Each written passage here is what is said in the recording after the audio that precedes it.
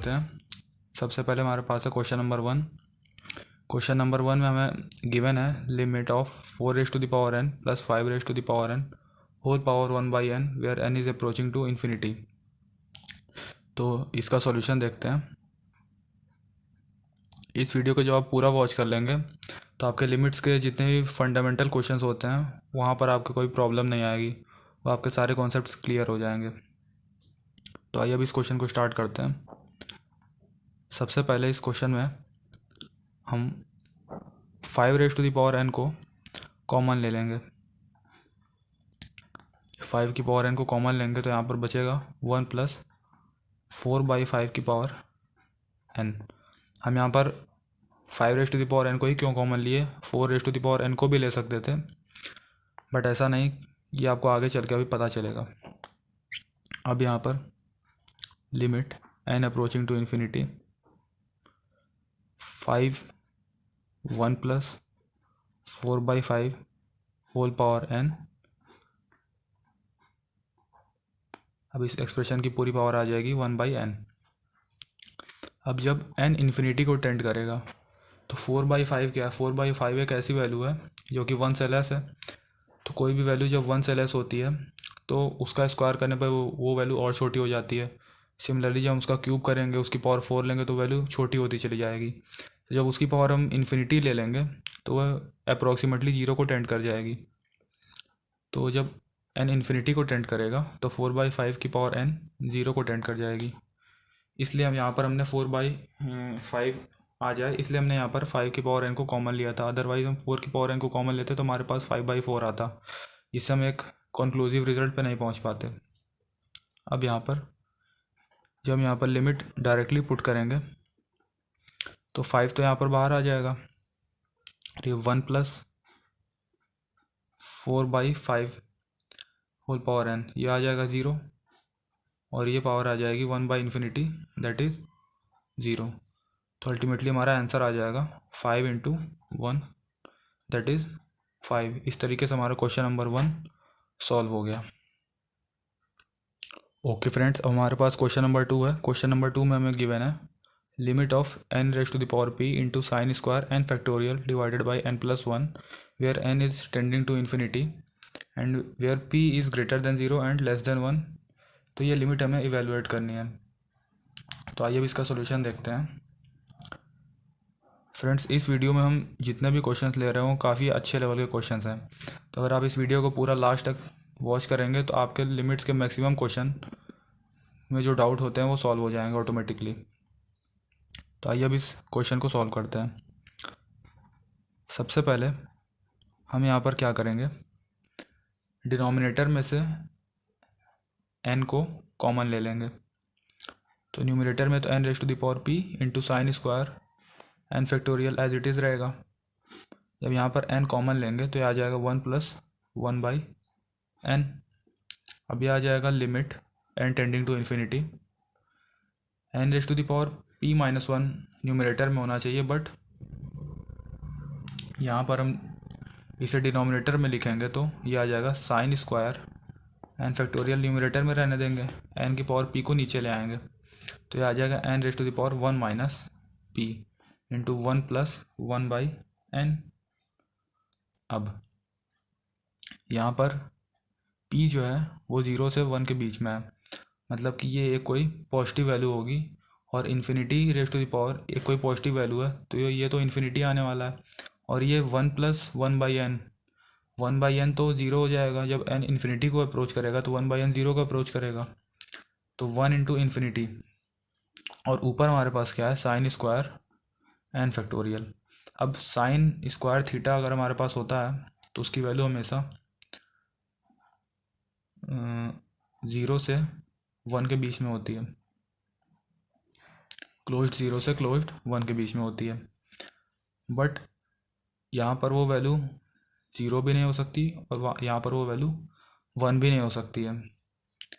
It means कि वो value जो होगी वो 0 से 1 के बीच में कोई वैल्यू होगी, बिकॉज हमें एग्जैक्टली पता नहीं है कि n क्या है। बस हम इतना जान रहे हैं कि n इन्फिनिटी को टेंड कर रहा है, तो हम यहाँ से सिर्फ अप्रोक्सीमेशन हम कह सकते हैं कि साइन स्क्वायर n फैक्टोरियल जो वैल्यू आएगी ये 0 से 1 के बीच की ये कोई वैल्यू आएगी। तो हम इसे लिख सकते हैं a value between 0 and 1 divided by infinity. मतलब ये कोई नंबर होगा डिवाइडेड बाई इन्फिनिटी, तो ये हमारे पास क्या हो जाएगा, 0 हो जाएगा। इस तरीके से हमारे पास जो क्वेश्चन नंबर 2 था इसका आंसर आ गया है 0। तो फ्रेंड्स अब हमारे पास क्वेश्चन नंबर 3 है, और ये इस वीडियो का सबसे इंपॉर्टेंट क्वेश्चन होने वाला, बिकॉज यहीं से आपके सारे फंडामेंटल्स ग्रेटेस्ट इंटीजर फंक्शन के या फिर फ्रैक्शनल पार्ट फंक्शन के जितने भी डाउट होते हैं वो सारे इस क्वेश्चन को सॉल्व करने पे क्लियर हो जाएंगे। बस यहाँ पर एक प्रॉपर्टी मैं यहाँ पर आपको बताऊँगा जो आपको हमेशा ध्यान रखना है। इससे आपके कभी भी लिमिट्स के जो ये ऐसे क्वेश्चन होते हैं जिसमें ग्रेटेस्ट इंटीजर का यूज़ होता है या फिर फ्रैक्शनल पार्ट फंक्शन का यूज़ होता है, ऐसे क्वेश्चन कभी भी आपके गलत नहीं होंगे। तो आइए अब इस क्वेश्चन को सॉल्व करने से पहले हम उस प्रॉपर्टी के बारे में जानते हैं। वो प्रॉपर्टी क्या है? वो प्रॉपर्टी ये है, limit f of g of x where x is approaching to a, ये हो जाता है f of limit of g of x where x is approaching to a. यही यहाँ पर सबसे मेन चीज़ है। तो अब हमारे पास ये जो क्वेश्चन है, ये क्वेश्चन में गिवन है कि यहाँ पर स्क्वायर ब्रैकेट जो है डिनोट कर रहा है ग्रेटेस्ट इंटीजर फंक्शन को। तो और यहाँ पर जो अंदर जो हमें फंक्शन दिया हुआ है ये सिग्मा के फॉर्म में है, तो हम इसे सॉल्व कर लेंगे, तो उसे हम जी ऑफ एक्स ले करके चलते हैं। तो इस क्वेश्चन को सॉल्व करने से पहले हम लेट कर लेंगे कि जी ऑफ एक्स जो है वो है sigma r is equal to 1 से n 1/2 raise to the power r, और जो एफ ऑफ एक्स है वो है greatest integer function of x. तो अब हमें अल्टीमेटली क्या निकालना है, limit of f of g of x ही हमें निकालना है where n is approaching to infinity. हमें ये यहाँ पर सॉल्व करना है। तो सबसे पहले हम जी ऑफ एक्स को सॉल्व करेंगे। जी ऑफ एक्स हमारे पास क्या हो जाएगा, ये एक जी पी आएगी, जो हम इसे सिग्मा जो ओपन करेंगे तो 1/2 plus 1/2 square plus 1/2 raise to the power n minus 1 plus 1/2 raise to the power n। जब इस जी पी का हम सम लेंगे तो इस जी पी का जो सम आएगा वो आएगा g of x is equal to 1/2 bracket में 1 minus 1/2 whole power n divided by 1 minus 1/2। 1 minus 1/2 जो है ये 1 माइनस 1/2 1/2 ही हो जाएगा, तो डिनोमिनेटर न्यूमिनेटर से आपका कैंसिल हो जाएगा, तो ये आपके पास आ जाएगा 1 माइनस 1/2 होल पावर n। अब यहाँ पर प्रॉपर्टी का यूज़ करते हम इस क्वेश्चन को सॉल्व करेंगे, तो हमारे पास आएगा f of limit n tending to infinity g of x हमारे पास आ जाएगा 1 माइनस 1/2 होल पावर n। यहाँ पर आप इससे परेशान ना होइए कि यहाँ पर जी ऑफ एक्स जो है वो तो x में वेरिएबल है, बट यहाँ पर जी ऑफ एक्स को हम 1 माइनस 1/2 होल पावर n क्यों लिख रहे हैं, ये मैंने आपको जस्ट समझाने के लिए लिया था। वेरिएबल आप चाहे तो अपने से आप चेंज कर सकते हैं।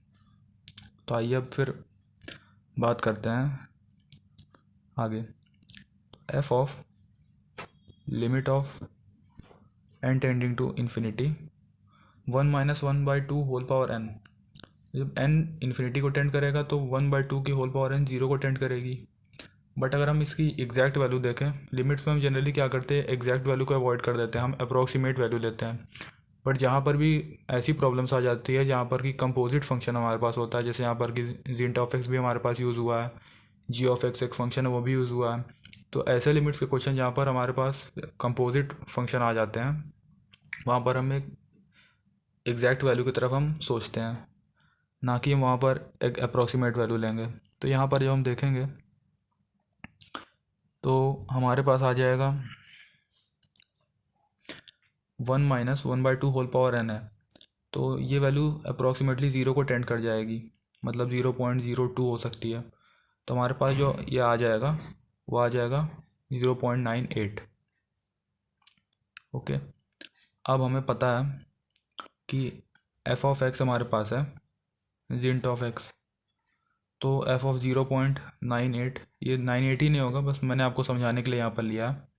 तो उसका जो जिंट होगा ये वैल्यू क्या होगी, ये 1 से छोटी वैल्यू है, तो इस जो 1 से छोटा जो भी इंटीजर होगा जो पॉसिबल होगा, the largest integer less than 1 which is possible is 0। तो हमारे पास जो आंसर आ जाएगा ये आ जाएगा 0। तो इस तरीके से आपको इस क्वेश्चन में ये डाउट क्लियर हो गया कि जब भी कंपोजिट फंक्शन के कोई क्वेश्चन आ जाएंगे तो आपको जो ये लॉग वाली ये जो कंपोजिट फंक्शन की जो प्रॉपर्टी होती है जो मैंने आपको यहाँ पर बताया, आपको इसको यूज़ करके देखना है। जब आप इस तरीके से क्वेश्चन को सॉल्व करेंगे आपका आंसर कभी भी गलत नहीं होगा, ये मेरी गारंटी है। तो यहाँ पर बस एक बात का ध्यान रखना होता है कि कंपोजिट फंक्शन में एग्जैक्ट वैल्यू की तरफ हमें सोचना होता है, जबकि लिमिट्स के वैसे जो भी क्वेश्चन होते हैं वहाँ पर हम एग्जैक्ट वैल्यू को अवॉइड कर देते हैं, हम अप्रॉक्सीमेट वैल्यू लेते हैं। फॉर एग्जांपल जैसे limit sine x by x where x is approaching to 0, ये जो एग्जैक्ट वैल्यू आती है ये 1 से कुछ छोटी होती है, बट हम वहाँ पर उसे 1 ले लेते हैं। Similarly limit tan x by x where x is approaching to 0, ये जो वैल्यू आती है ये 1 से थोड़ी सी बड़ी होती है, बट हम इसे एग्जैक्टली 1 ले लेते हैं। तो यहाँ पर जब भी कंपोजिट फंक्शन में अगर इसका यूज़ आ जाएगा तो वहाँ पर हम इसे 1 माइनस या फिर 1 प्लस ही यूज़ करेंगे। सो फ्रेंड्स अब हमारे पास क्वेश्चन नंबर 4 है। ये क्वेश्चन नंबर 4 भी जो है ना ये क्वेश्चन नंबर 3 पर ही बेस्ड है। ये क्वेश्चन नंबर 4 जब आप इसको सॉल्व कर लेंगे तो आपके कंपोजिट फंक्शन के जो डाउट हैं वो कम्प्लीटली रिमूव हो जाएंगे। तो इस क्वेश्चन को सॉल्व करने से पहले कभी भी लिमिट्स के कोई क्वेश्चन आ जाए तो वहाँ पर हम ये देखना होता है कि लिमिट्स एग्जिस्ट भी कर रही है या फिर नहीं। डायरेक्टली हम वैल्यू को नहीं देखने लग जाएंगे। तो उसके लिए हमें क्या करना होता है, सबसे पहले हमें लेफ़्ट हैंड लिमिट भी निकालना होता है और हमें राइट हैंड लिमिट भी निकालना होता है। जब लेफ़्ट हैंड लिमिट और राइट हैंड लिमिट दोनों ही इक्वल हो जाती हैं तब जा कर के फिर हम उस पर्टिकुलर लिमिट की वैल्यू हम बताते हैं। तो सबसे पहले यहाँ पर हम लेफ़्ट हैंड लिमिट चेक करेंगे। लेफ़्ट हैंड लिमिट जब चेक करेंगे तो ये आ जाएगा limit x is approaching to 0 minus sine gint of cos x divided by 1 plus gint of cos x. ये हो जाएगा limit h tending to 0 sine gint of cos of 0 minus h divided by 1 plus cos of 0 minus h in the greatest integer function. अब यहाँ पर देखिए हमें क्या करना है, यहाँ पर हमें इस बात का ध्यान देना होगा कि हम अप्रॉक्सीमेट वैल्यू की तरफ हम नहीं देखेंगे, हम यहाँ पर एग्जैक्ट वैल्यू की तरफ देखेंगे। बिकॉज यहाँ पर फिर ये एक कंपोजिट फंक्शन बन चुका है। क्यों? क्योंकि यहाँ पर ग्रेटेस्ट इंटीजर फंक्शन भी यूज़ हुआ है और यहाँ पर ट्रिग्नोमेट्रिक फंक्शन भी यूज़ हुआ है, वो भी 2 टाइम्स। तो यहाँ पर हमें ये तो क्लियर हो गया है कि ये जो क्वेश्चन है ये कंपोजिट फंक्शन का है। अब अगर इसे हम और थोड़ा सा सॉल्व करके लिखना चाहें तो आ जाएगा limit h approaching to 0 sine of gint of cos of minus h, और कॉस ऑफ माइनस h को हम कॉस h लिख सकते हैं डिवाइडेड बाई 1 प्लस, सिमिलरली नीचे भी हम कॉस ऑफ माइनस h को कॉस ऑफ h लिख सकते हैं।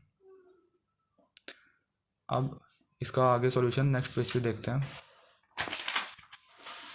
अब हमें पता है कि जो h है वो 0 से बड़ा है, वो पॉजिटिव साइड से 0 को अप्रोच कर रहा है। वहाँ पर उसे शो करने का मतलब ही यही था कि h पॉजिटिव साइड से 0 को अप्रोच कर रहा है, मीन्स 0.002 0.003 इस तरीके की वैल्यू h अटेन करेगा। तो जो हमारे पास एक्सप्रेशन आ जाएगा, जब h 0 से बड़ा होगा तो cos h क्या होगा, 1 से छोटा हो जाएगा। हमें यहाँ पर एग्जैक्ट वैल्यू की तरफ नहीं देखना है, यहाँ पर हमें अप्रॉक्सीमेशन में नहीं देखना है। यहाँ पर हम ये देखेंगे कि वो एग्जैक्टली कहाँ तक जा रहा है। तो जब h 0 से बड़ा होगा तो cos h आपका 1 से छोटा हो जाएगा, थोड़ा सा ही छोटा हो बट वो छोटा हो जाएगा। तो यहाँ पर जब इसे डायरेक्टली पुट करेंगे तो आ जाएगा sine of gint of cos h 1 से छोटी वैल्यू है तो 1 से छोटी वैल्यू का जो जिंट आएगा वो आएगा 0 divided by 1 plus cos of h का जिंट है कॉस ऑफ h, अगेन 1 से छोटी वैल्यू, इसका जो जिंट आएगा वो आएगा 0। तो हमारे पास आंसर आ जाएगा 0/1 दैट इज़ 0। अब फ्रेंड्स हम राइट हैंड लिमिट चेक करेंगे। तो राइट हैंड लिमिट में क्या हो जाएगा हमारे पास, limit x approaching from zero positive, मतलब ज़ीरो के पॉजिटिव साइड से हम ज़ीरो को अप्रोच कर रहे हैं हम। तो यहाँ पर हो जाएगा sine of gint of cos x divided by 1 plus gint of cos x. Further हम इसे लिख सकते हैं limit h tending to zero sine of gint of cos h divided by 1 plus gint of cos h. अब हमें पता है कि एच अगेन ज़ीरो से बड़ी वैल्यू है, तो कॉस एच क्या हो जाएगा, कॉस एच जो हमारा होगा वो 1 से छोटा हो जाएगा। तो जो जिंट ऑफ कॉस एच होगा वो ज़ीरो हो जाएगा। तो जब इसे हम यहाँ पर पुट करेंगे तो हमारे पास आ जाएगा sine zero divided by 1 plus zero. तो हमारे पास आंसर आ जाएगा ज़ीरो। तो हमारे पास यहाँ पर लेफ्ट हैंड लिमिट और राइट हैंड लिमिट ये इक्वल आ गई है और ये दोनों ही ज़ीरो के इक्वल है। तो हम लिमिट की तरफ तभी बढ़ पाते हैं जब लेफ्ट हैंड लिमिट और राइट हैंड लिमिट इक्वल हो जाती है और उसकी जो वैल्यू आ रही होती है वही हम लिमिट की वैल्यू देते हैं। तो यहाँ पर हमारी जो इस लिमिट का क्वेश्चन है, यहाँ पर ये वैल्यू आ जाएगी zero, because left hand limit भी ज़ीरो के इक्वल है और राइट हैंड लिमिट भी ज़ीरो के इक्वल है। इसका मतलब ये हुआ कि जब भी हम इस एक्सप्रेशन में, जब भी हम ज़ीरो के पॉजिटिव साइड से मीन्स राइट हैंड साइड से और ज़ीरो के negative side means left hand side से जब भी हम अप्रोच करेंगे तो अल्टीमेटली हम ज़ीरो को ही पहुँचेंगे। तो ये इस क्वेश्चन का सिग्निफिकेंस था। ओके फ्रेंड्स, अब हमारे पास क्वेश्चन नंबर 5 है। क्वेश्चन नंबर 5 ये थोड़ा सा डिफरेंट काइंड का क्वेश्चन है और क्वेश्चन नंबर 5 में हमें ये देखना है कि limit of cos of pi into root of n square plus n where n is approaching to infinity हमें यहाँ पर इवेलुएट करना है और एन क्या है, एन बिलोंग कर रहा है एक इंटीजर को। तो आइए इस क्वेश्चन को सॉल्व करते हैं। तो इसको इस वीडियो में आप देख सकते हैं कि हमने जितने भी क्वेश्चन अभी तक लिए हैं सबसे हमें कुछ ना कुछ नया सीखने को मिल रहा है। तो इस तरीके से आप इस वीडियो को पूरा लास्ट तक देखेंगे तो आप लिमिट्स में काफ़ी कुछ आप सीख चुके होंगे। तो आइए फिर हम इस क्वेश्चन को सॉल्व करते हैं। यह आ जाएगा limit n tending to infinity और ये cos of pi into root of n square plus n, इसे बेसिकली हम थीटा मान लेते हैं। तो कॉस थीटा को हम लिख सकते हैं plus minus cos of n pi minus theta लिख सकते हैं ना। कॉस थीटा को हम plus minus cos of n pi minus theta लिख सकते हैं।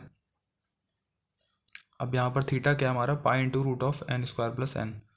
तो आ जाएगा limit n tending to infinity plus minus cos of n pi minus pi into root of n square plus n. यह आ जाएगा limit n tending to infinity plus minus cos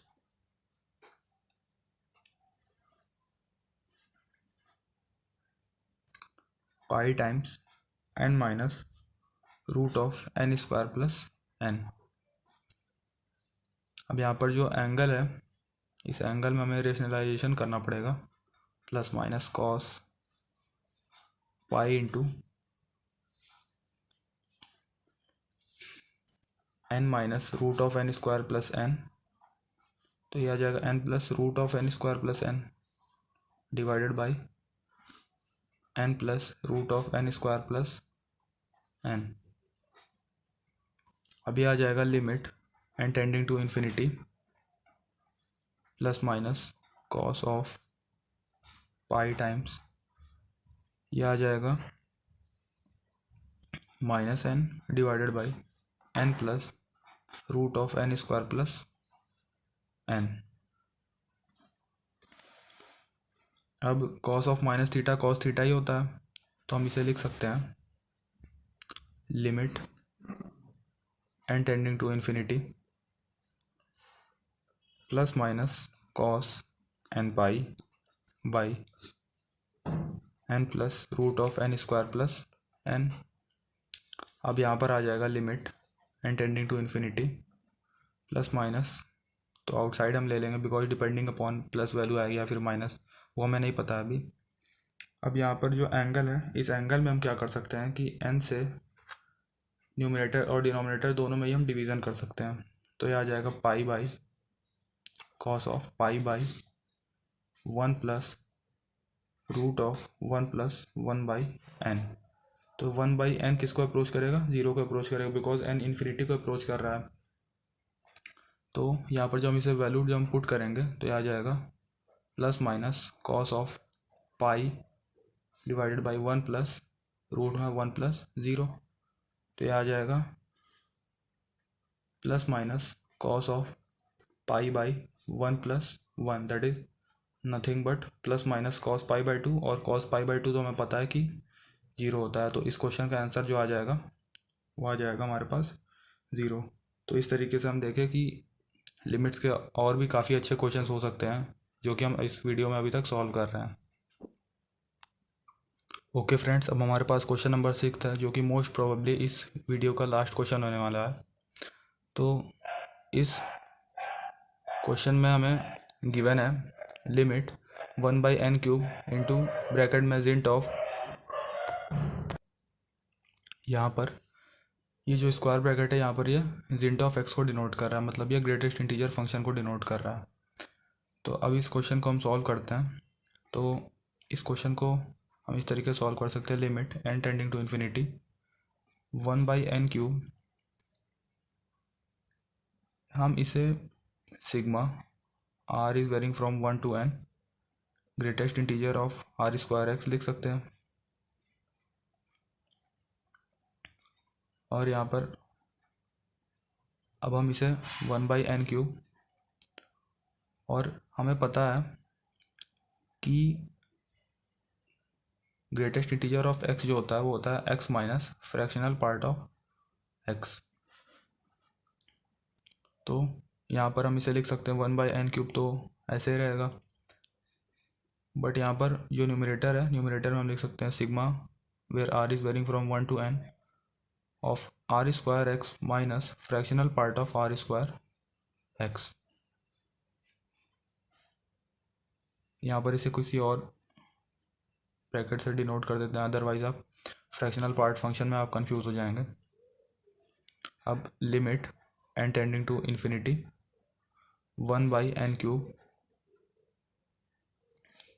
अब ये हो जाएगा n into n plus 1 2n plus 1 by 6x minus sigma r is equal to 1 to n fractional part of r square x।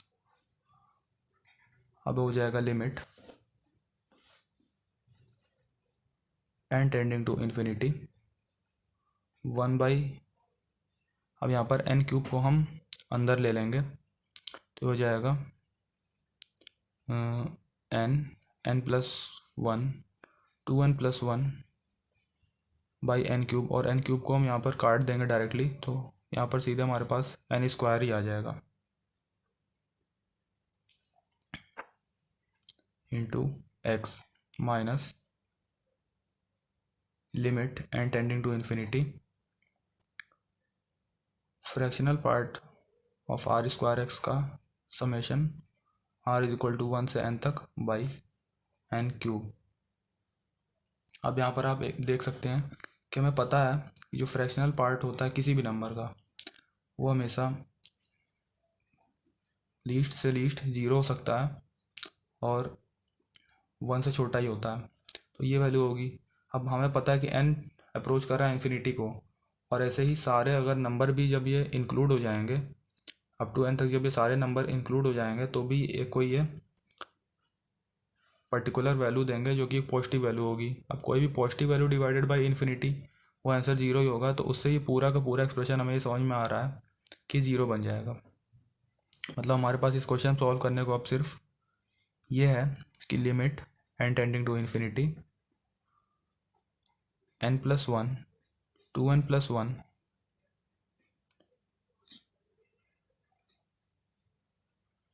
By 6 n square x। अब हम इसे कैसे solve कर सकते हैं? न्यूमरेटर डिनोमिनेटर में n स्क्वायर से division कर देंगे, तो ये आ जाएगा limit n tending to infinity 1 plus 1 by n into 2 + 1/n into x divided by 6। जब n को यहाँ पर देखेंगे तो n अप्रोच कर रहा है चूँकि इन्फिनिटी को, तो 1/n अप्रोच करेगा 0 को। तो यहाँ पर हम पाएंगे 1 + 0 हो जाएगा 1 इंटू 2 + 0 हो जाएगा 2 इंटू x डिवाइडेड बाई 6। तो हमारे पास जो आंसर निकल के आएगा वो आ जाएगा x/3। ओके फ्रेंड्स, तो इस तरीके से हमने इस वीडियो में टोटल 6 क्वेश्चन सॉल्व किए। अब इस वीडियो में हम क्वेश्चन और भी सॉल्व कर सकते थे, बट चूँकि ये वीडियो काफ़ी लंबा हो चुका है, इसलिए आगे के क्वेश्चन नेक्स्ट वीडियो में सॉल्व करेंगे। तब तक के लिए फिर आप कैलकुलस की प्रैक्टिस करते रहें, और इसी तरीके से अगर आप कैलकुलस की पूरी सीरीज़ देख लेते हैं तो मैं आपको गारंटी दे सकता हूँ कि आपके जेई मेंस या फिर जेई एडवांस के कोई भी क्वेश्चन कैलकुलस के नहीं छूटेंगे, जो कि स्टूडेंट्स को जनरली काफ़ी परेशान करते हैं। तो फ्रेंड्स, मिलते हैं फिर नेक्स्ट वीडियो में।